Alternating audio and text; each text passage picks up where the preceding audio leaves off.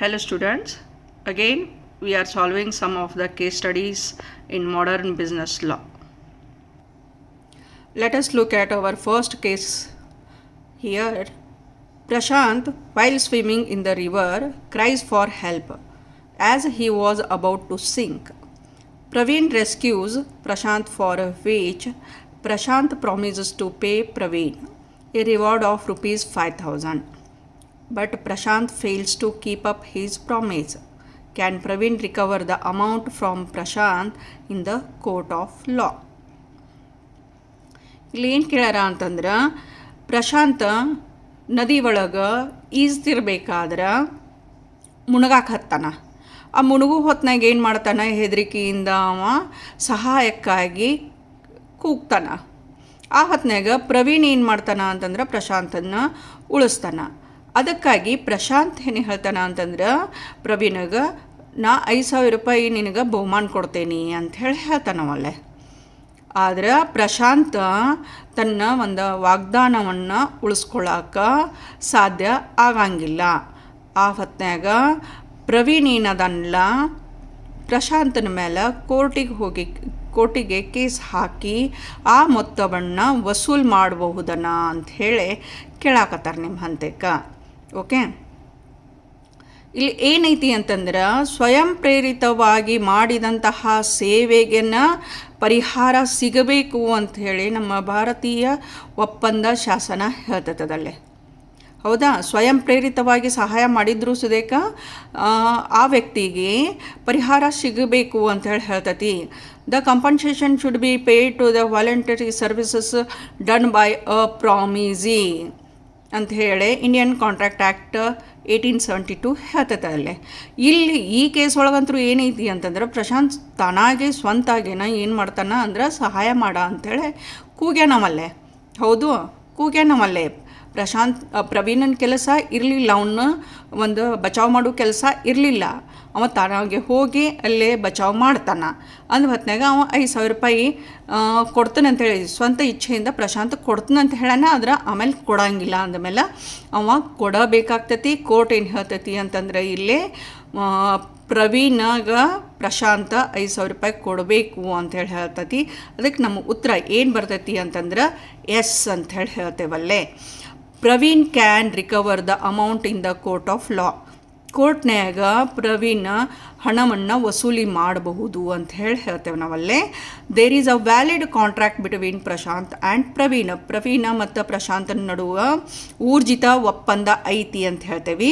Section 25 of Indian contract act 1872 explains about this. Compensation for voluntary services creates valid contract. A promise made without consideration is valid to compensate a person who has already voluntarily done after request for the promiser is legally compellable to do ಅಂತ ಹೇಳ್ತೇವೆ. ಪರಿಹಾರ ಏನೈತಿ ಅಂತಂದ್ರೆ ಕೊಡಬೇಕಾಗ್ತತಿ ಅಂತ ಹೇಳಿ Indian contract act ಹೇಳಾಕತ್ತೈತಿ. ನಮಗೆ ಮಾಡಿದಂತಹ ವಾಗ್ದಾನವನ್ನು ಪೂರ್ಣಗೊಳಿಸ್ಬೇಕು ಅಂಥೇಳಿ ಹೇಳ್ತದಲ್ಲೇ. ಓಕೆ, ಈ ಒಂದು ಕೇಸ್ ಏನೈತಿ ಅಂತಂದ್ರೆ, contracts without consideration are void ಅಂತೇನೇನು ಬರ್ತೈತಲ್ಲ, ಅದರೊಳಗೆ ಎಕ್ಸೆಪ್ಷನ್ ಒಳಗೆ ಈ ಒಂದು ಕೇಸ್ ಬರಾಕತ್ತದಲ್ಲೇ. ಎಕ್ಸೆಪ್ಷನ್ ಒಳಗೆ ಇದು ಒಂದು ಕೇಸ್ ಬರಾಕತ್ತೈತಿ. ಲವ್ ಆ್ಯಂಡ್ ಅಫೆಕ್ಷನ್ ಅಂಥೇಳಿ ನಿಮಗೆ ಗೊತ್ತಿರ್ತದಲ್ಲೇ. ಅದರ ನೆಕ್ಸ್ಟ್ ಬರಾಕತ್ತದು ವಾಲಂಟರಿ ಸರ್ವಿಸಸ್ಗೆ ರಿವಾರ್ಡ್ ಅಂಥೇಳಿ ಬರ್ತೈತಿ. ಆ ಒಂದು ಕ್ಲಾಸ್ ಅಂಡರ್ ಇದು ಒಂದು ಕೇಸ್ ಬರಾಕತ್ತೈತೆ ಅಂತ ಹೇಳ್ತೀವಿ. ನಮ್ಮ ನೆಕ್ಸ್ಟ್ ಕೇಸ್ ನೋಡೋಣ ಅಂತ ಈಗ.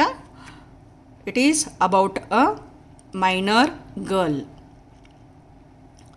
A girl of 10 years obtains a loan of rupees 7,000 from a money lender. She fails to repay the loan. Can the money lender file a suit against the girl to recover the amount of loan?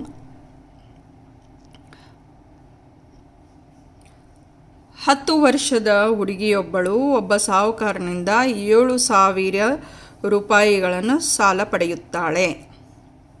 ಅವಳು ಸಾಲ ಮರುಪಾವತಿಸಲು ವಿಫಲಳಾಗುತ್ತಾಳೆ. ಆ ಸಾಹುಕಾರನು ಅವಳಿಂದ ಸಾಲ ವಸೂಲಿ ಮಾಡಲು ನ್ಯಾಯಾಲಯದಲ್ಲಿ ಪ್ರಕರಣವನ್ನು ದಾಖಲಿಸಬಹುದಾ, ಚರ್ಚಿಸಿರಿ ಅಂತ ಹೇಳಿ ಕೇಳ್ಯಾರ. ಆ ಸಾಹುಕಾರ ಏನೈತಿ ಕೇಸ್ ಹಾಕ್ಬೋದನ 10 ವರ್ಷದ ಹುಡುಗಿ ಮೇಲೆ ಅಂತ ಹೇಳಿ ಕೇಳಾಕತ್ತಾರ. 10 ವರ್ಷದ ಹುಡುಗಿ ಅಂತಂದ್ರೆ ನಮ್ಮ ಇಂಡಿಯನ್ ಮೆಜಾರಿಟಿ ಆ್ಯಕ್ಟ್ ಏನು ಹೇಳಾಕತ್ತೈತಿ, 18 ವರ್ಷದ ಕೆಳಗಿದ್ದಂತಹ ವ್ಯಕ್ತಿಗಳು ಅವರು ಅಪ್ರಾಪ್ತ ವಯಸ್ಕರು ಅಂತ ಹೇಳಿ ಹೇಳ್ತೈತಿ. ಅಲ್ಲೇ according to Indian majority act below 18 years persons are called as minor persons ಅಂತ ಹೇಳ್ತೇವೆ. ಆಮೇಲೆ ನೆಕ್ಸ್ಟ್ ನಮ್ಮ ಇಂಡಿಯನ್ ಕಾಂಟ್ರಾಕ್ಟ್ ಏನು ಹೇಳಾಕತ್ತೈತಿ, agreement with minor are null and void ಅಂತ ಹೇಳಿ ಹೇಳ್ತೈತಿ. ಅಪ್ರಾಪ್ತ ವಯಸ್ಕರೊಂದಿಗೆ ಮಾಡಿಕೊಂಡಂತಹ ಒಪ್ಪಂದಗಳು ಶೂನ್ಯವಾಗಿರುತ್ತವೆ ಮತ್ತು ಅನೂರ್ಜಿತವಾಗಿರುತ್ತವೆ ಅಂಥೇಳಿ ಭಾರತೀಯ ಶಾಸನ ಒಪ್ಪಂದ 1872 ಹೇಳ್ತೈತದಲ್ಲೇ. ಸೊ ಅದಕ್ಕೇನೈತಿ ಅಂತಂದ್ರೆ ಇಲ್ಲಿ ನಮ್ಮ ಉತ್ತರ ಏನು ಬರ್ತೈತಿ, ನೋ ಅಂತ ಹೇಳಿ ಬರ್ತೈತಿ. ನೋ ಅಂತ ಯಾಕೆ ಬರ್ತೈತಿ ಅಂತಂದ್ರೆ ಆ ಹುಡುಗೇನದಳ girl is incompetent to do the contract. ಆ ಹುಡುಗಿ ಅಥವಾ ಅಪ್ರಾಪ್ತ ವಯಸ್ಕಳು ಒಪ್ಪಂದವನ್ನು ಮಾಡಿಕೊಳ್ಳಲು ಅನರ್ಹಳಾಗ್ಯಾಳ ಅಂತ ಹೇಳಿ ಹೇಳ್ತೇವೆ ನಾವಲ್ಲೇ. ಅದಕ್ಕೆ the money lender can not file a suit against the girl to recover the amount of the loan. The contract with minor is void ab initio. ಪ್ರಾರಂಭದ ಹಂತದೊಳಗನ ಅದು ಅನೂರ್ಜಿತವಾಗೈತಿ ಅಂತ ಹೇಳಾಕತ್ತೇವಿ. ಆಮೇಲೆ ಮತ್ತು ನೆಕ್ಸ್ಟ್ ಅಪ್ರಾಪ್ತ ವಯಸ್ಕರಿಗೆ ಎಷ್ಟೊಂದು ಸವಲತ್ತನ್ನು ಶಾಸನ ಕೊಟ್ಟತಿ ಅಂತಂದ್ರೆ ಆಕೆ ಯಾವುದೋ ಒಂದು ಸಮಯದೊಳಗೆ ತನ್ನ ಅಪ್ರಾಪ್ತ ವಯಸ್ಕತೆಯನ್ನು ದಾವೆ ಹೂಡಬಹುದಾಗೈತಿ. The girl can claim her minority at any time. So she is not bound to repay the loan. ಅದಕ್ಕೆ ಆಕೆ ಸಾಲದ ಮರುಪಾವತಿ ಮಾಡಲು ಜವಾಬ್ದಾರಿಯನ್ನು ಹೊಂದಿಲ್ಲ ಅಂತ ಹೇಳಿ ಹೇಳ್ತೇವೆ ನಾವಲ್ಲೇ. ಯಾವಾಗೂ ಹೀಗಾಗಿ ಏನು ಹೇಳ್ತೇವೆ ನಾವು, ಯಾವುದೋ ಅಪ್ರಾಪ್ತ ವಯಸ್ಕನೊಂದಿಗೆ ಒಡಂಬಡಿಕೆಯನ್ನು ಮಾಡಿಕೊಳ್ಳಬಾರದು ಅಂತ ಹೇಳಿ ಹೇಳ್ತೇವೆ.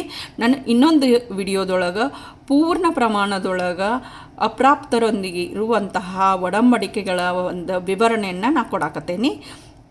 I will explain in detail the agreements with minor in my next video. So wait for that. Now let us go for the next case. Radha enters into a contract with Krishna that she would sing at night for 1 week at a theatre for a remuneration of rupees 500 per day. Radha sings at night for 4 days. Subsequently, she fell ill.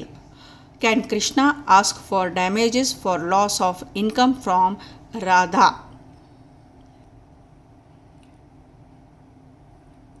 Radha ಮತ್ತು ಕೃಷ್ಣ ಒಂದು ಒಪ್ಪಂದಕ್ಕೆ ಬರ್ತಾರಲ್ಲೇ. ರಾಧಾ ಏನೈತಲ್ಲ 1 ವಾರದವರೆಗೆ ಕೃಷ್ಣನ theatre ಒಳಗೆ ರಾತ್ರಿ ಸಮಯದೊಳಗೆ ಹಾಡನ್ನು ಹಾಡ್ತೇನೆ ಅಂತ ಹೇಳ್ತಾಳೆ. ಕೃಷ್ಣ ಏನೈತಿ ಪ್ರತಿದಿನ ರಾತ್ರಿ 500 ರೂಪಾಯಿ ಹಣವನ್ನು ಆಕೆಗೆ ಸಂಬಳವನ್ನಾಗಿ ಕೊಡಲು ಒಪ್ಕೋತಾನೆ. 4 ದಿವಸ ಕಂಟಿನ್ಯೂಯಸ್ ಏನೈತಿ ಅಂತಂದ್ರೆ ರಾಧಾ ಹಾಡ್ತಾಳಲ್ಲೇ. ಅದರ ನೆಕ್ಸ್ಟ್ ಮಾತ್ರ ಏನೈತಿ ಅಂತಂದ್ರೆ ಅನಾರೋಗ್ಯದಿಂದ ಆಕೆಗೆ ಹಾಡಕ್ಕೆ ಆಗಂಗಿಲ್ಲ. ಆ ಹೊತ್ನ್ಯಾಗ ಕೃಷ್ಣ ತನಗಾದ ಆದಾಯದ ನಷ್ಟವನ್ನು ರಾಧಾಳ ವಿರುದ್ಧ ದ್ರವ್ಯ ಪರಿಹಾರಕ್ಕೆ ದಾವೆ ಹೂಡಬಹುದೇ, ವಿಶದೀಕರಿಸಿರಿ ಅಂತ ಹೇಳಿ ಕೇಳ್ಯಾರ ನಿಮಗಲ್ಲೇ. ಇಲ್ಲಿ ರಾಧಾ ಏನೈತಿ ಇಂಟೆನ್ಷನಲಿ ಹಾಡೋದನ್ನು ಬಿಟ್ಟಿಲ್ಲ, ಮುದ್ದಾಮ ಬಿಟ್ಟಿಲ್ಲ. ಆಕೆ ಅನಾರೋಗ್ಯದಿಂದ ಬಳಲಾಕತ್ತಿದ್ದರ ಸಂಬಂಧ ಹಾಡೋದನ್ನು ಬಿಟ್ಟಾಳ. ಅದರ ಹಿಂದೆ ಮಾತ್ರ 4 ದಿನ ಆಕೆ ಕಂಟಿನ್ಯೂಸ್ ಹಾಡ ಅಂದಾಳಲ್ಲೇ. Okay, it is the case of supervening impossibility ಅಂತ ಹೇಳಿ ಹೇಳ್ತೇವೆ ನಾವಲ್ಲೇ. ಒಪ್ಪಂದದ ನಂತರದ ಅಸಾಧ್ಯತೆ ಅಂತ ಹೇಳಿ ಹೇಳ್ತೇವೆ ನಾವಲ್ಲೇ. ಓಕೆ, ಒಪ್ಪಂದದ ನಂತರ ಅಸಾಧ್ಯತೆಯಿಂದ ಕೂಡಿದಂತಹ ಈ ಒಪ್ಪಂದ ಏನಾಗ್ತತಿ ಅಂತಂದ್ರೆ ಒಂದು ಗ್ರೌಂಡ್ ಮೇಲೆ ಅದು ಡಿಸ್ಚಾರ್ಜ್ ಆಕ್ಕತಿ, ವಿಸರ್ಜನೆಯನ್ನು ಹೊಂದತಿ. ಹೀಗಾಗಿ ಕೃಷ್ಣ ಏನೈತಲ್ಲ ತನಗಾದಂತಹ ತನಗಾದಂತಹ ನಷ್ಟವನ್ನು ಅವ ವಸೂಲು ಮಾಡೋಕೆ ಆಗಂಗಿಲ್ಲ ಅಂತ ಹೇಳಿ ಹೇಳ್ತೇವಲ್ಲೇ. ಸೊ ಇಲ್ಲೇ ಉತ್ತರ ಏನು ಬರ್ತೈತಿ? ನೋ ಅಂತ ಹೇಳಿ ಬರಾಕತ್ತೈತಿ. Krishna can not ask for the damages for loss of income from Radha ಅಂತ ಹೇಳಿ ಹೇಳ್ತೇವೆ ನಾವಲ್ಲೇ. ರಾಧಾನ ಕಡೆಯಿಂದ ತನಗಾದಂತಹ ನಷ್ಟವನ್ನು ವಸೂಲಿ ಮಾಡ್ಕೊಳಕ್ಕೆ ಆಗಂಗಿಲ್ಲ. ಯಾಕಂತಂದ್ರೆ ಒಪ್ಪಂದದ ವಿಸರ್ಜನೆ ಆಗೈತಲ್ಲೇ. ಒಪ್ಪಂದ ಪೂರ್ಣಗೊಳಿಸಕ್ಕೆ ಆಗ್ಲಾರ್ದಕ್ಕೆ ಒಪ್ಪಂದ ವಿಸರ್ಜನೆ ಆಗೈತಿ ಅಂತ ಹೇಳ್ತೇವೆ. It is discharge of contract due to impossibility of performance. Doctrine of supervening impossibility is applied in this case ಅಂತ ಹೇಳ್ತೇವೆ. ಆಮೇಲೆ personal incapacity of the promisor, ವಾಗ್ದಾನ ಮಾಡಿದವನ ವೈಯಕ್ತಿಕ ಅಸಾಮರ್ಥ್ಯದಿಂದ ಒಪ್ಪಂದದ ವಿಸರ್ಜನೆ ಆಗೈತದಲ್ಲೇ ಅಂತ ಹೇಳಿ ಹೇಳಾಕತ್ತೇವೆ ನಾವಲ್ಲೇ. ಅದು ವೈಯಕ್ತಿಕ ಅಸಾಮರ್ಥ್ಯತೆ ಏನೈತಲ್ಲ ಅದರೊಳಗೆ ಸಾವು, ಅನಾರೋಗ್ಯ ಮತ್ತು ಇತರೆ ಕಾರಣಗಳು ಸಹ ಒಳಗೊಂಡತಿ ಅಂತ ಹೇಳಿ ಹೇಳ್ತೇವೆ. ಅದರೊಳಗೆ ವ್ಯಕ್ತಿ ಸಾಯಬಹುದು, ವಾಗ್ದಾನ ಕೊಟ್ಟವ ಸಾಯಬಹುದು, ಅಥವಾ ಅನಾರೋಗ್ಯಕ್ಕೆ ಒಳಪಡಬಹುದು, ಅಥವಾ ಇನ್ಯಾವುದೋ ಒಂದು ತನ್ನ ವೈಯಕ್ತಿಕ ಅಸಾಮರ್ಥ್ಯದಿಂದ ಆ ಒಂದು ಒಪ್ಪಂದವನ್ನು ಪೂರ್ಣ ಮಾಡೋಕ್ಕೆ ಆಗಿರಂಗಿಲ್ಲ. ಹೀಗಾಗಿ doctrine of supervening impossibility applied here. So Radha is not liable to pay the damages for the loss of income of Krishna ಅಂತ ಹೇಳಿ ಹೇಳ್ತೇವೆ ನಾವಲ್ಲೇ. Our next case is very interesting. A agrees to pay rupees 10,000 to B. A ಬಿಗೆ 10,000 ರೂಪಾಯಿ ಕೊಡ್ತೀನಿ ಅಂತ ಹೇಳೋಣ. If B beats C, ಯಾವಾಗ ಬಿ ಅನ್ನೋದನ್ನಲ್ಲ ಸಿನ ಬಡದ ಮ್ಯಾಲ ಅಂತ ಹೇಳ್ತಾರೆ. ಹೌದಾ? ಒಪ್ಪಂದ ಆಗೈತೆ ಅಂದಮೇಲೆ ಅದನ್ನು ಪೂರ್ಣ ಮಾಡಬೇಕಲ್ಲ, ಅದಕ್ಕೆ ಬಿ ಬೀಟ್ಸ್ ಸಿ, ಬಿ ಅದನ್ನಲ್ಲ ಸಿನ ಬಡಿತಾನೆ. A refuses to pay rupees 10,000 to B. Next ಏನಾತ? ಎ ಅದಾನಲ್ಲ 10,000 ರೂಪಾಯಿ ಕೊಡ್ತೀನಿ ಅಂತ ಹೇಳಿದ್ದಲ್ಲ ಬೀಗ, ಅದನ್ನು ಕೊಡೋದಿಲ್ಲ ಅಂದ. Whether B can approach the court to recover the agreed amount. B ಏನೈತಿ ಕೋರ್ಟಿಗೆ ಕೇಸ್ ಹಾಕಿ ಆ ರೊಕ್ಕವನ್ನು ವಸೂಲು ಮಾಡಬಹುದನ ಅಂತ ಹೇಳಿ ಕೇಳಾಕತ್ತಾರ. ಹೌದು, ಇಲ್ಲ ಆದಂತಹ ಎ ಮತ್ತು ಬಿನ ನಡುವ ಆದಂತಹ ಒಡಂಬಡಿಕೆ ಊರ್ಜಿತ ಒಡಂಬಡಿಕೆ ಐತದು? ಕಾನೂನುಬದ್ಧವಾಗಿ ಐತಿ? ಇಲ್ಲ, ಕಾನೂನು ಬಾಹಿರ ಒಡಂಬಡಿಕೆ ಐತಿ ಅಂತಂದ ಮೇಲೆ ಕೋರ್ಟಿಗೆ ಹೋಗಿ ಕೇಸ್ ಹಾಕಿ ಹಣವನ್ನು ವಸೂಲು ಮಾಡ್ಕೊಳಕ್ಕೆ ಬರಂಗಿಲ್ಲ. The agreement between A and B is illegal. Illegal and immoral agreements are not valid agreements. They cannot stand before court of law. So, here B cannot recover the amount from A because object of the agreement is illegal. An unlawful agreement is not enforceable by law. ಕಾನೂನು ಬಾಹಿರವಾದಂತಹ ಒಡಂಬಡಿಕೆಗಳು ನ್ಯಾಯಬದ್ಧವಾಗಿ ಕಾರ್ಯರೂಪಕ್ಕೆ ಜಾರಿಗೊಳಿಸಲು ಬರುವುದಿಲ್ಲ. ಅವು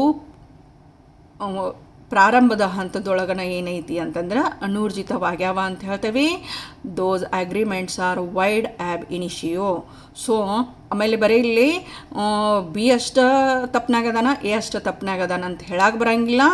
ಇಲ್ಲಿ ಆದಂತಹ ಒಂದು ಒಡಂಬಡಿಕೆ ಕಾನೂನು ಬಾಹಿರ ಇರೋದರಿಂದ A and B both are in equal guilt. Okay, so B cannot approach the court to recover the agreed amount ಅಂಥೇಳಿ ಹೇಳ್ತೇವೆ ನಾವಲ್ಲೇ. Sanju offers mobile to Manju without any consideration because at one time Manju's father had given rupees 10,000 to Sanju. Manju accept the offer. Is this a valid contract? Sanju ಅನ್ನೋ ಏನೈತಲ್ಲ ಮಂಜುಗ ಯಾವುದೇ ಪ್ರತಿಫಲವಿಲ್ಲದೆ ಒಂದು ಮೊಬೈಲನ್ನು ಕೊಡ್ತಾನ. ಯಾಕಂತಂದ್ರೆ ಒಂದು ಟೈಮ್ನಾಗ ಮಂಜುನ್ ತಂದೆ ಏನದಾರಲ್ಲ ಸಂಜುಗೆ 10,000 ರೂಪಾಯಿ ಸಹಾಯವನ್ನು ಮಾಡ್ಯಾರ. ಅದರ ಬದಲಾಗಿ ಅವ ಮೊಬೈಲ್ ಕೊಡಾಕತ್ತಾನಲ್ಲೇ. ಮಂಜು ಏನೈತಿ ಆ ಒಂದು ಪ್ರಸ್ತಾಪವನ್ನು ಒಪ್ಕೋತಾನ. ಹಂಗಾದ್ರೆ ಇದು ಊರ್ಜಿತ ಒಪ್ಪಂದವಿದೆಯೇ ಅಂಥೇಳಿ ನಿಮ್ಮನ್ನು ಕೇಳಾಕತ್ತಾರಲ್ಲೇ. ಈ ಕೇಸ್ ಏನೈತಿ ಅಂತಂದ್ರೆ ಕನ್ಸಿಡರೇಷನ್ ಕೆಳಗೆ ಬರಾಕತ್ತೈತಿ. ನಾವು ಕನ್ಸಿಡರೇಷನ್ ಒಳಗೆ ಏನು ಹೇಳ್ತೇವೆ ಅಂತಂದ್ರೆ if there is no consideration there is no contract ಅಂತ ಹೇಳ್ತೇವೆ. ಪ್ರತಿಫಲ ಇರಲಿಲ್ಲ ಅಂತಂದ್ರೆ ಅಲ್ಲಿ ಒಪ್ಪಂದನ ಇಲ್ಲ ಅಂಥೇಳಿ ಹೇಳ್ತಿರ್ತೇವೆ ನಾವಲ್ಲಿ. ಓಕೆ, ಅಂದು ಹೊತ್ನಾಗ ಅಂದ್ರೆ ಯಾವುದೋ ಒಪ್ಪಂದ ಐತಲ್ಲ ಅದು ಲಾಫುಲ್ ಕನ್ಸಿಡರೇಷನನ್ನು ಹೊಂದಿರಬೇಕು ಅಂಥೇಳಿ ಹೇಳಾಕತ್ತೇವೆ. ನ್ಯಾಯಬದ್ಧ ಪ್ರತಿಫಲವನ್ನು ಹೊಂದಿರಬೇಕು ಅಂಥೇಳಿ ಹೇಳಾಕತ್ತೇವೆ ನಾವಲ್ಲಿ. ಓಕೆ, ಇಲ್ಲಿ ಕನ್ಸಿಡರೇಷನ್ ಏನೈತಿ? ಸಂಜು ಮಂಜುಗೆ ಮೊಬೈಲ್ ಕೊಡಾಕತ್ತಾನ. ಓಕೆ, ಕನ್ಸಿಡರೇಷನ್ ಇಲ್ಲ, ಇಲ್ಲೇ ಪ್ರತಿಫಲ ಇಲ್ಲ. ಆದರೂ ಸುದೇಕ ಇದು ಒಪ್ಪಂದ ಆಗೈತಿ ಅಂತ ಹೇಳಿ ಹೇಳಾಕತ್ತಾರ ಅವರಲ್ಲಿ. ಅದು ಊರ್ಜಿತ ಒಪ್ಪಂದ ಐತೆನ ಅಂತ ಹೇಳಿ ಕೇಳಾಕತ್ತಾರ. ಆ ಹೊತ್ನಾಗ ನಾವು ಏನು ಮಾಡ್ತೇವೆ ಅಂತಂದ್ರೆ ಕನ್ಸಿಡರೇಷನ್ ಬಗ್ಗೆ ವಿಚಾರ ಮಾಡಿ ನೆಕ್ಸ್ಟ್ ಒಂದು ಏನು ಲೈನ್ ಕೊಟ್ಟದ್ದೈತಲ್ಲ ಅದನ್ನು ನೋಡ್ರಿ. Manju's father had given rupees 10,000 to Sanju. ಸಂಜುಗೆ ಯಾವಾಗೂ ಒಂದು ಟೈಮ್ನಾಗ 10,000 ರೂಪಾಯಿ ಕೊಟ್ಟದ್ದು ಬದಲಾಗಿ ಅಂಥೇಳಿ ಹೇಳಾಕತ್ತಾರ. It comes under completed gift, ಪೂರ್ಣಗೊಂಡಂತಹ ಉಪಹಾರ ಅನ್ನುವ ಒಂದು ಕ್ಲಾಸ್ ಅಂಡರ್ ಬರ್ತೈತಿ. ನೋ ಕನ್ಸಿಡರೇಷನ್ ನೋ ಕಾಂಟ್ರಾಕ್ಟಕ್ಕೆ ಒಂದು ಎಕ್ಸೆಪ್ಷನ್ ಅಂತೇನು ಬರ್ತೈತಲ್ಲ ಆ ಒಂದು ಎಕ್ಸೆಪ್ಷನ್ದೊಳಗೆ ಈ ಒಂದು ಒಪ್ಪಂದ ಬರ್ತೈತಿ. ಹೀಗಾಗಿ ಇಟ್ ಈಸ್ ವ್ಯಾಲಿಡ್ ಕಾಂಟ್ರಾಕ್ಟ್ ಅಂತ ಹೇಳಿ ಹೇಳ್ತೇವೆ. ಅದಕ್ಕೆ ನಮ್ಮ ಉತ್ತರ ಏನು ಬರ್ತೈತಲ್ಲೇ ಎಸ್ ಅಂಥೇಳಿ ಹೇಳ್ತೇವೆ. It is a valid contract.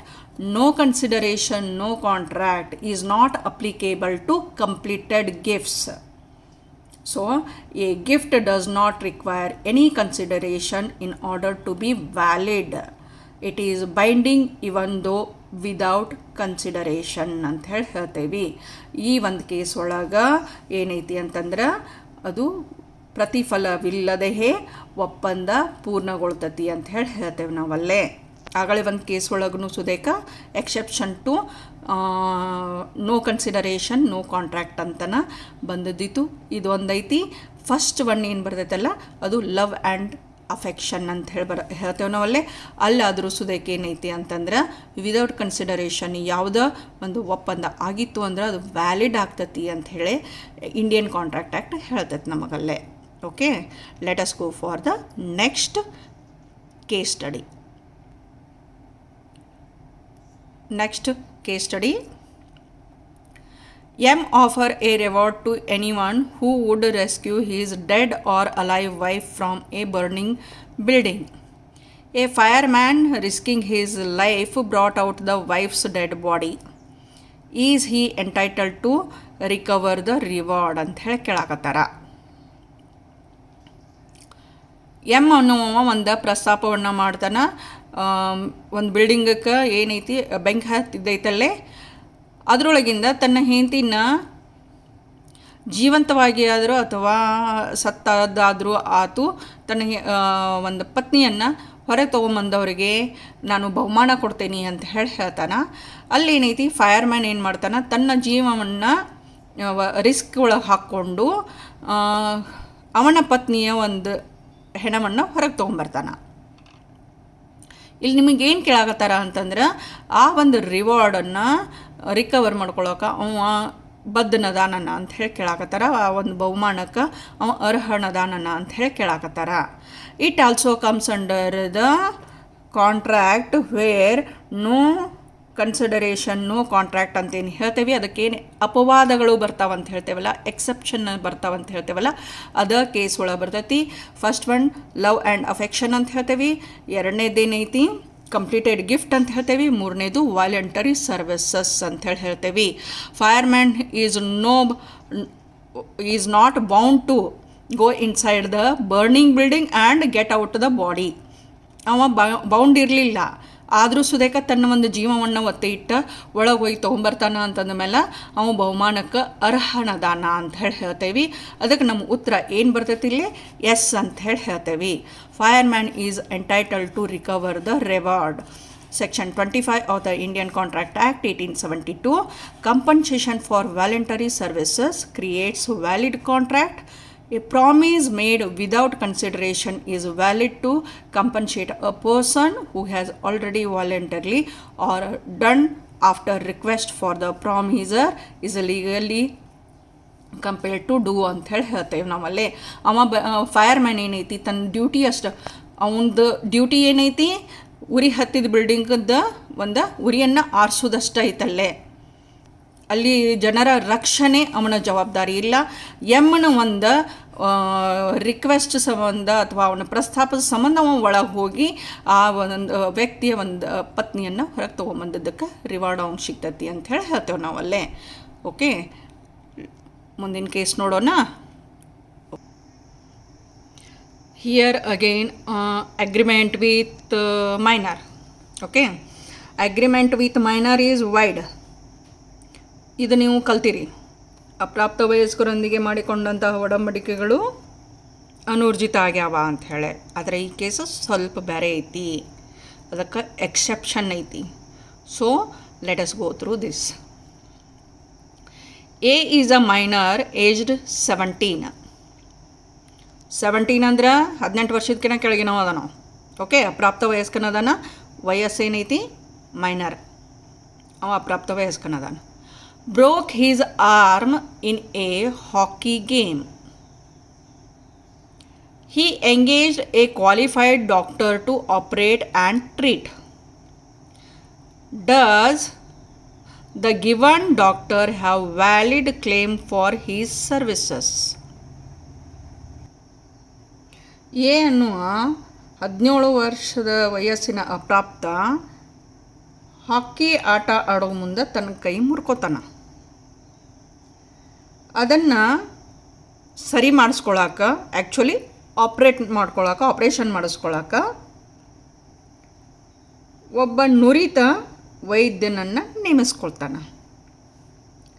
ಆ ವೈದ್ಯರು ಊರ್ಜಿತ ಪರಿಹಾರವನ್ನು ತನ್ನ ಸೇವೆಗೆ ಪಡೆಯುವರೇ ಅಂಥೇಳಿ ಕೇಳ್ಯಾರ ನಿಮ್ಗಲ್ಲಿ.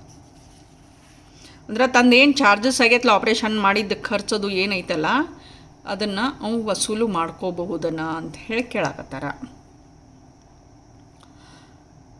Actually age of 17 is under 18 years. So according to Indian majority act the boy is minor. ಅಲ್ಲೇ ಸ್ಪೆಸಿಫೈನೂ ಮಾಡ್ಯಾರ ಅವ್ರು, ಮೈನರ್ ಅಂಥೇಳಿ ಸ್ಪೆಸಿಫೈನೂ ಮಾಡ್ಯಾರ. So where minor gets his necessities, ಆ ನೆಸೆಸಿಟಿ ಒಳಗೆ ಗ್ರೋಸರೀಸ್ ಇರಬಹುದು. ಗ್ರೋಸರೀಸ್ ಅಂದ್ರೆ ಕಿರಾಣಿ ಸಾಮಾನು ಇರಬಹುದು, ಎಜುಕೇಷನ್ ಇರಬಹುದು, ಅಥವಾ ಯಾವುದರ ಸ್ಪೋರ್ಟ್ಸದ ಕೋಚಿಂಗ್ ಇರಬಹುದು, ಅಥವಾ ವಕೀಲರ ಸಲಹೆ ಇರಬಹುದು, ಅಥವಾ ಡಾಕ್ಟರ್ ಕಡೆಯಿಂದ ಟ್ರೀಟ್ಮೆಂಟ್ ಇರಬಹುದು. ಎಲ್ಲಾನು ಜೀವನ ಅವಶ್ಯಕ ಅಂಶಗಳು ಅಂಥೇಳಿ ಹೇಳ್ತೀವಿ. ಅದನ್ನು ಪಡೆದ ಹೊತ್ನ್ಯಾಗ ಅದನ್ನು ಮಾತ್ರ ಅವ ಆ ಎಕ್ಸ್ಪೆನ್ಸಸ್ ಅಥವಾ ಅದಕ್ಕಾದಂತಹ ವೆಚ್ಚವನ್ನು ಭರಿಸ್ಬೇಕಾಕತಿ. ಆದ್ರೆ ಇಲ್ಲಿ ಏನು ಇದೈತಿ ಅಂತಂದ್ರೆ ಡಿಫ್ರೆನ್ಸ್ ಐತಿ ಅಂತಂದ್ರೆ minor is not liable to pay his expenses for his necessities. His property is liable to pay ಅಂತ ಹೇಳ್ತೇವೆ. ಮೈನರ ಸ್ವಂತ ಜವಾಬ್ದಾರನಾಗುವುದಿಲ್ಲ, ಅವನ ಆಸ್ತಿ ಜವಾಬ್ದಾರ ಆಗ್ತದಲ್ಲ. ಅವಶ್ಯಕತೆಗಳನ್ನು ಪೂರೈಸೋದ್ರೊಳಗೆ ಅವನ ಆಸ್ತಿ ಜವಾಬ್ದಾರ ಆಗ್ತತಿ ಅಂತ ಹೇಳ್ತೇವೆ. ಹಂಗಾದ್ರೆ ಇಲ್ಲೇ ಡಾಕ್ಟರ್ ಫೀಸ್ ಕೊಡಬೇಕೋ ಬೇಡೋ? ಕೊಡಬೇಕಮ್ಮಲ್ಲೇ. ಅವ ಕೊಡಂಗಿಲ್ಲ, ಅವನ ಆಸ್ತಿ ಕೊಡ್ತೈತಿ ಅಂತ ಹೇಳ್ತೇವೆ. ಹಂಗಾದ್ರೆ ಆಸ್ತಿ ಇರಲಿಲ್ಲ ಅಂತಂದ್ರೆ doctor can not claim the amount for his services. ಅದ್ರ ಬಗ್ಗೆ ಏನೂ ಮೆನ್ಷನ್ ಇಲ್ಲ ಅಂತಂದ ಮೇಲೆ ನಾವು ಇಲ್ಲೇನು ಹೇಳಕತ್ತೇವೆ, ಅವನ ಆಸ್ತಿಯಿಂದ ಹಣವನ್ನು ವೈದ್ಯರು ವಸೂಲು ಮಾಡಬಹುದು ಅಂತ ಹೇಳ್ತೇವೆ. ಅದಕ್ಕೆ ಇಲ್ಲಿ ಆನ್ಸರ್ ಏನು ಬರ್ತೈತಿ? ಎಸ್ ಅಂತ ಹೇಳ್ತೇವೆ ನಾವು ಅಲ್ಲಿ. The doctor have valid claim for his services. ತಾನು ಕೊಟ್ಟಂತಹ ಸೇವೆಗೆ ತಕ್ಕಂತಹ ಪರಿಹಾರವನ್ನು ಅಥವಾ ಮೊತ್ತವನ್ನು ತಗೊಳ್ಳುವ ಪೂರ್ಣ ಒಂದು ಹಕ್ಕನ್ನು ಹೊಂದಿದಾನ ಅಂತ ಹೇಳ್ತೇವೆ. But the doctor can recover the amount only from minor's estate ಅಂತ ಹೇಳ್ತೇವೆ ನಾವಲ್ಲಿ. ಮೈನರ್ಸ್ ಇಸ್ಟೇಟ್ ಅಪ್ರಾಪ್ತ ವಯಸ್ಕನ ಆಸ್ತಿಯೊಳಗಿಂದ ಅಂತ ಹೇಳ್ತೇವೆ ನಾವಲ್ಲೇ. Section 68 of Indian contract act 1872 specifies a minor is liable for necessaries. ತನ್ನ ಅವಶ್ಯಕತೆಗಳನ್ನ ಪೂರ್ಣಗೊಳಿಸುವ ಅಧಿಕಾರ ಪೂರ್ಣ ಐತಿ ಅಪ್ರಾಪ್ತ ವಯಸ್ಕಗ ಅಂತ ಹೇಳ್ತೈತಿ. Supplied to him. Person supplying necessaries to a minor is entitled to be reimbursed. ಹಣದ ಮರುಪಾವತಿ ಮಾತ್ರ ಏನೈತಿ out of the minor's property ಅಂತ ಹೇಳ್ತೇವೆ. ಅಪ್ರಾಪ್ತ ವಯಸ್ಕನ ಆಸ್ತಿಯಿಂದ ಮರುಪಾವತಿ ಆಗಬೇಕು ಅಂತ ಹೇಳ್ತೇವೆ. ಇದು ಒಂದು ಪಾಯಿಂಟ್ ಬಹಳ ಇಂಪಾರ್ಟೆಂಟ್ ಐತಿ. ಅಪ್ರಾಪ್ತ ವಯಸ್ಕನೊಂದಿಗಿನ ಒಪ್ಪಂದದೊಳಗೆ ಅಂತ ಹೇಳ್ತೇವೆ ನಾವಲ್ಲೇ.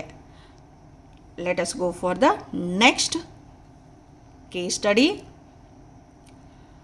For a valid consideration from B, A makes a promise to B to render some services to C. C sues A on the promise. Discuss whether he can succeed. ಇಲ್ಲಿ ಈ case ಒಳಗೆ ಏನೈತಿ ಅಂತಂದ್ರೆ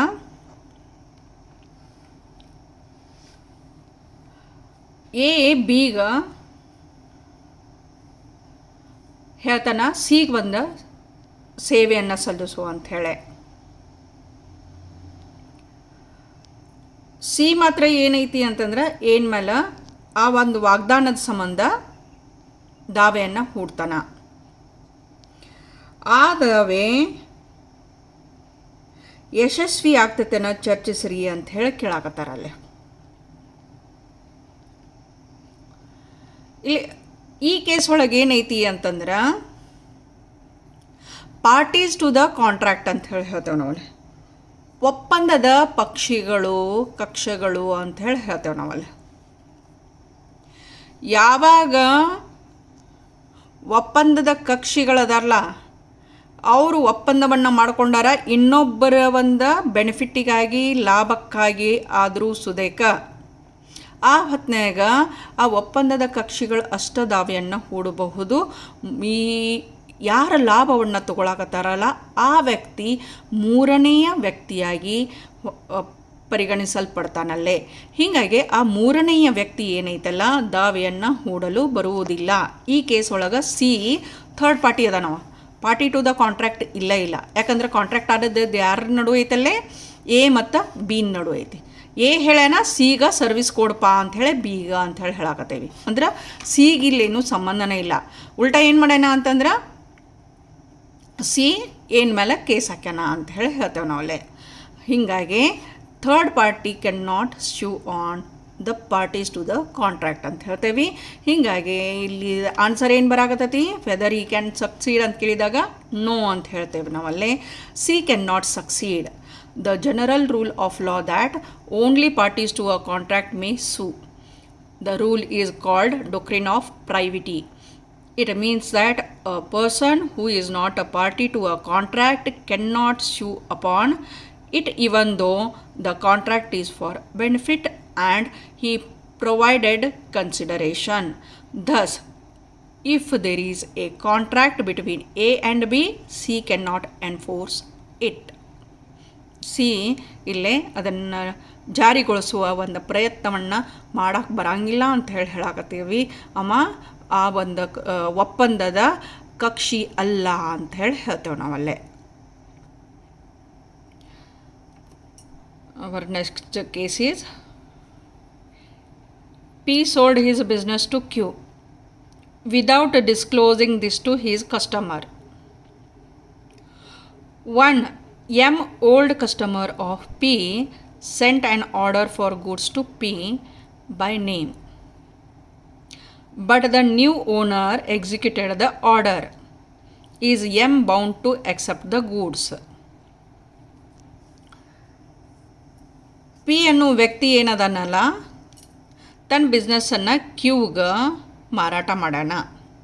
ಆದರೆ ಈ ಒಂದು ಮಾರಾಟದ ಬಗ್ಗೆ ತನ್ನ ಗ್ರಾಹಕರೇನು ಹಳೆಯ ಗ್ರಾಹಕರದಾರಲ್ಲ ಅವರಿಗೆ ಹೇಳಿಲ್ಲ, ತಿಳಿಸ್ಕೊಟ್ಟಿಲ್ಲ. ಅದನ್ನು ಅವನಿಗೆ ಪಿನ ಕಸ್ಟಮರಿಗೆ ಗೊತ್ತಿಲ್ಲ ಅವ ಬಿಸ್ನೆಸ್ ಮಾರೋಣ ಅಂಥೇಳಿ.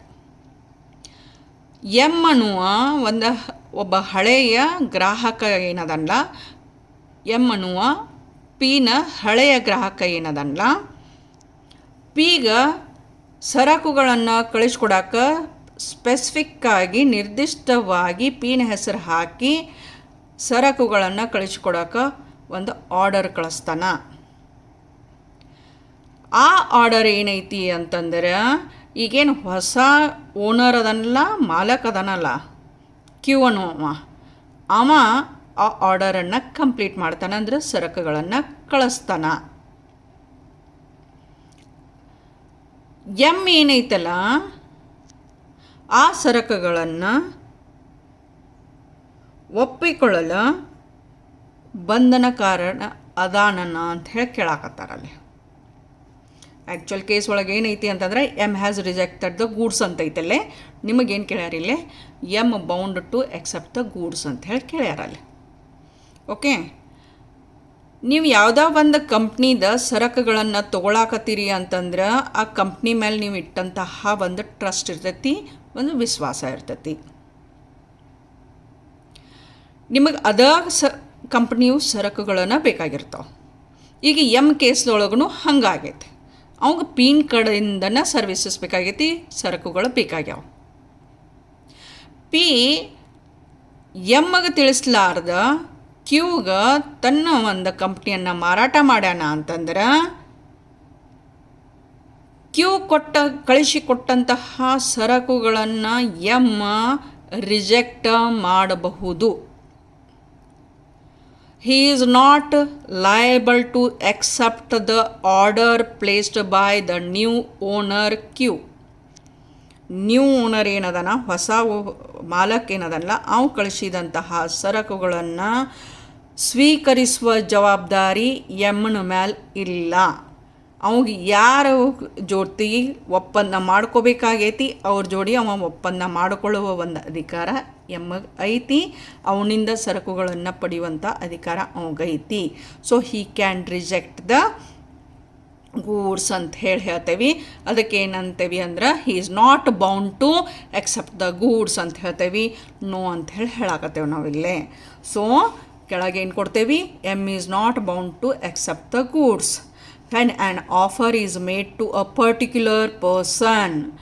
ಆಫರ್ ಏನೈತಿ, ಪ್ರಸ್ತಾಪ ಪರ್ಟಿಕ್ಯುಲರ್ ವ್ಯಕ್ತಿಗೆನ ಐತಿ, ಸ್ಪೆಸಿಫಿಕ್ ಆರ್ಡರ್ ಐತಿ, ಅಲ್ಲೇ ನಿರ್ದಿಷ್ಟವಾಗೈತಿ, ನಿರ್ದಿಷ್ಟ ವ್ಯಕ್ತಿಗೆ ಐತಿ. It can be accepted by him alone ಅಂತ ಹೇಳ್ತೇವೆ. ಅದ ವ್ಯಕ್ತಿಯಿಂದನ ಆ ಪ್ರಸ್ತಾಪದ ಒಪ್ಪಿಗೆ ಆಗಬೇಕು ಅಂತ ಹೇಳ್ತೇವೆ. ಅಂದರೆ ಇಲ್ಲೇ ನಿರ್ದಿಷ್ಟ ಪ್ರಸ್ತಾಪ ಅಂತ ಹೇಳ್ತೇವೆ ನಾವು. ಇದು ಬರೋದು ಎದ್ರ ಕೆಳಗೆ ಬರಾಕತ್ತೈತಿ, ನಿರ್ದಿಷ್ಟ ಪ್ರಸ್ತಾಪ, ಪರ್ಟಿಕ್ಯುಲರ್ ಆರ್ ಸ್ಪೆಸಿಫಿಕ್ ಆಫರ್ ಅಂತ ಹೇಳ್ತೇವೆ ನಾವಲ್ಲೇ. If it is accepted by any other person there is no valid acceptance. ಬೇರೆ ಯಾರ ಅದನ್ನು ಒಪ್ಪಿಗೆಯನ್ನು ಸೂಚಿಸಿದ್ರು ಅಂತಂದ್ರೆ ಅದು ಅನೂರ್ಜಿತ ಒಪ್ಪಿಗೆ ಆಗ್ತತಿ ಅಂತ ಹೇಳ್ತೇವೆ. If M proposes to make a contract with P, Q can not substitute himself for P without M's consent. ಎಮ್ಮನ ಒಪ್ಪಿಗೆ ಇರಲಾರದೆ ಕ್ಯೂ ಪಿನ ಒಂದು ಬದಲಿ ಒಪ್ಪಿಗೆಯನ್ನು ಸೂಚಿಸಾಕ ಬರಂಗಿಲ್ಲ ಅಂತ ಹೇಳ್ತೇವೆ. So M is not bound to accept the goods ಅಂತ ಹೇಳ್ತೇವೆ. ಎಮ್ಮ ಸರಕುಗಳನ್ನು ಸ್ವೀಕರಿಸಾಕ ಬಂಧಿತನಾಗಿಲ್ಲ ಅಂತ ಹೇಳ್ತೇವೆ ನಾವಲ್ಲೇ. Next case, Ram hired a hall from Sham for a period of 1 year and paid rent in advance. After 6 months, the hall was destroyed in fire. Ram claims refund. Will he succeed? ಇಲ್ಲಿನೂ ಏನೈತಿ ಅಂತಂದ್ರೆ doctrine of supervening impossibility cover ಆಗಾಗತ್ತೈತಿ. ಇದ್ರ ಮೇಲೆ ಭಾಳ cases ಬಂದಾವಲ್ಲೇ. ನಂತರದ ಅಸಾಧ್ಯತೆ ಅಂತ ಹೇಳಿ ಹೇಳ್ತೇವೆ ನಾವಲ್ಲೇ. ಒಪ್ಪಂದ ಏನೈತಿ ಅಂತಂದ್ರೆ ಮಾಡ್ಕೊಂಡಿರ್ತಾರೆ ಇಬ್ಬರು ವ್ಯಕ್ತಿಗಳು, ಎರಡು ಕಕ್ಷಿಗಳು. ಇಬ್ಬರು ತಮ್ಮ ಜವಾಬ್ದಾರಿಯನ್ನು ಪೂರ್ಣ ಮಾಡ್ತೇವಿ ಅನ್ನೋ ಒಂದು ನಂಬಿಕೆ ಇರ್ತೈತಿ, ಮಾಡಬೇಕನ್ನೋ ಮನಸ್ಸೂ ಇರ್ತೈತಿ. But because of some of the circumstances it is not performed. Those circumstances are not under the control of both the parties. ಎರಡೂ ಪಾರ್ಟಿಯ ಎರಡೂ ಕಕ್ಷಗಳ ಕೈಯಲ್ಲಿ ಇರಂಗಿಲ್ಲ. ಅದರೊಳಗನ ಏನೈತಿ ಅಂತಂದ್ರೆ impossibility arising after the contract ಅಂತ ಹೇಳ್ತೀವಿ. ಒಪ್ಪಂದದ ನಂತರ ನಿರ್ಮಾಣವಾದಂತಹ ಅಸಾಧ್ಯತೆಗಳು ಅಂತ ಹೇಳ್ತೀವಿ. ಆ ಹೊತ್ತಿನಾಗ ಏನೈತಿ ಅಂತಂದ್ರೆ ಕಾಂಟ್ರಾಕ್ಟ್ ಕಂಪ್ಲೀಟ್ ಮಾಡೋಕ್ಕಾಗಂಗಿಲ್ಲ, ಒಪ್ಪಂದ ಪೂರ್ಣಗೊಳಿಸೋಕೆ ಆಗಂಗಿಲ್ಲ. ಹಂಗಾದ್ರೆ ಒಪ್ಪಂದ ಕಂಪ್ಲೀಟ್ ಮಾಡೋಕ್ಕಾಗಂಗಿಲ್ಲ ಅಂತಂದ್ರೆ ಕೊಟ್ಟಂತಹ ದುಡ್ಡನ್ನು ವಸೂಲು ಮಾಡ್ಕೋಬಹುದಾ ಅಂತ ಹೇಳ್ತೀವಿ. By court or legally can not. ಅದಕ್ಕೆ ನಮ್ಮ ಆನ್ಸರ್ ಏನೈತಿ ನೋ ಅಂತ ಹೇಳ್ತೇವೆ. ಭಾಳಷ್ಟು ಮಂದಿ ಕ್ವಶನ್ ಇರ್ತೈತಿ, ಯಾಕ್ರಿ ಒಳಗೆ ಕೊಟ್ಬಿಟ್ರೆ ಮುಗಿದು ಹೋಗ್ತೈತಿಲ್ಲ ಅಂಥೇಳಿ. Legally it is not possible, mutually it can be. ಅದಕ್ಕೆ ನಮ್ಮ ಆನ್ಸರ್ ಏನೈತಿ ನೋ ಅಂತ ಹೇಳ್ತೇವೆ, ಇಲ್ಲ ಅಂತ ಹೇಳ್ತೇವೆ. Ram can not claim the refund. Destruction of subject matter of contract is governed under supervening impossibility, which means impossibility arises subsequent to the formation of contract. The hall was destroyed in fire, which was unintentional. Therefore, Ram cannot claim for the refund ಅಂತ ಹೇಳಿ ಹೇಳ್ತೇವೆ ನಾವಲ್ಲೇ. Okay, next is A was cleaning water tank in B's house. A found a diamond ring in the tank. B claims the ring to be his own. Decide ಅಂತ ಹೇಳಿ ಹೇಳ್ತಾರೆ. ಈ case ಏನೈತಿ ಅಂತಂದ್ರೆ finder of the last goods ಒಳಗೆ ಬರಾಕತ್ತೈತೆ ನಮ್ದು. Okay, baler ಬೇಲಿ relationship ಒಳಗೆ founder of the last goods ಒಳಗೆ ಬರಾಕತ್ತೈತಿ. ಎ ಎಂಬಾತ ಬಿನ ಮನೆಯ ನೀರಿನ ಟ್ಯಾಂಕನ್ನು ಸ್ವಚ್ಛಗೊಳಿಸುವಾಗ ವಜ್ರದುಂಗುರ ಪಡೆಯುತ್ತಾನೆ. ಬನು ಆ ವಜ್ರದುಂಗುರ ತನ್ನದೆಂದು ಸಾರುತ್ತಾನೆ. ನಿಮ್ಮ ತೀರ್ಪನ್ನು ನೀಡಿರಿ ಅಂತ ಹೇಳಿ ಕೇಳ್ಯಾರಲ್ಲೇ. Okay, a person who finds goods belongs to another and takes them into his custody is subject to the responsibility as a bailee. ನಿಕ್ಷೇಪಿತನ ಒಂದು ಜವಾಬ್ದಾರಿಯನ್ನು ಆ ಫೈಂಡರ್ ಆಫ್ ದ ಗೂಡ್ಸ್ ಮಾಡಬೇಕಾಗ್ತದಲ್ಲ. ಯಾಕಂದ್ರೆ ಆ ವಸ್ತು ಏನೈತಿ ಅಂತಂದ್ರೆ ಇನ್ನೊಬ್ಬರಿಗೆ ಸಂಬಂಧಪಟ್ಟದ್ದೈತಿ. ಅದನ್ನು ಇನ್ನೊಬ್ಬರಿಗೆ ಒಪ್ಸೋ ತಕ್ಕನೂ ಅದನ್ನು ರಕ್ಷಿಸುವ ಒಂದು ಜವಾಬ್ದಾರಿ ಆ ಫೈಂಡರ್ ಆಫ್ ದ ಗೂಡ್ಸ್ ಅಂತ ಇರ್ತೈತಿ, ಆ ವ್ಯಕ್ತಿದಿರ್ತೈತಿ. ಯಾವ ವ್ಯಕ್ತಿ ಸರಕನ್ನು ಅಥವಾ ವಸ್ತುವನ್ನು ಹುಡುಗ್ಯಾನ ಅಥವಾ ಅವನ ವಶದೊಳಗೈತಿ ಅವಂದು ಅಂತ ಹೇಳಿ ಹೇಳ್ತೇವೆ. ಆಮೇಲೆ ಈ ಫೈಂಡರ್ ಆಫ್ ದ ಗೂಡ್ಸ್ ಏನದಲ್ಲ, that is A, has a right of lien over the goods. ಸ್ವಾಧೀನತಾ ಹಕ್ಕನ್ನು ಹೊಂದ್ಯ ನಾವಲ್ಲೇ. ಆಮೇಲೆ ಆ ಒಂದು ವಸ್ತುವನ್ನು ಬಿ ಅವನ ಕಡೆಯಿಂದ ತಗೋಬೇಕಾತು ಅಂತಂದ್ರೆ ಬಹುಮಾನದ ಹಕ್ಕುದಾರನೂ ಅದ ನಮ್ಮಲ್ಲೇ. ಏ ಅದನ್ನಲ್ಲ, ಬಹುಮಾನದ ಹಕ್ಕುದಾರನೂ ಅದಾನ. Finder of the goods has a right to sue for reward. ಬಹುಮಾನಕ್ಕೆ ಹಕ್ಕುದಾರನೂ ಅದಾನವಲ್ಲೇ. ಬೈ ಚಾನ್ಸ್ ಓನರ್ನ ಒಂದು ಗುರುತನ ಸಿಗಲಿಲ್ಲ ಅಂತಂದ್ರೆ ಆ ಹೊತ್ನಾಗ finder of the goods can sell with reasonable diligence be found if owner refuses to pay the lawful charges. ಅದನ್ನು ಹುಡುಕಾಕ ಆದಂತಹ ತೊಂದರೆ ಅಥವಾ ವೆಚ್ಚವನ್ನು ಮಾಲಕ ಭರಿಸಾಕ ಒಪ್ಪಲಿಲ್ಲ ಅಂತಂದ್ರೆ